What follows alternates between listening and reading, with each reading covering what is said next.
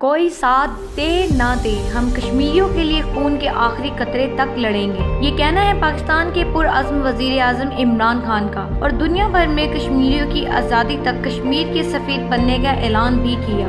میں کشمیر کا امبیسڈر بنوں گا، دنیا میں کشمیر کا جو حالات ہیں، جو پیغام ہے، جو سچویشن ہے، وہ میں دنیا میں لے کے جاؤں گا، دنیا کے میڈیا پہ اٹھاؤں گا۔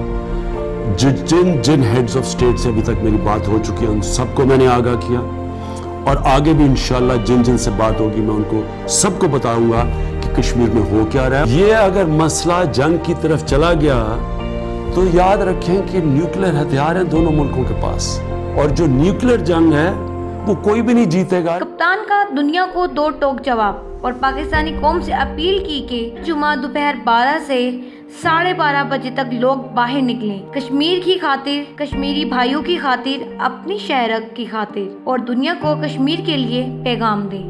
زینت خان، NP نیوز، لاہور۔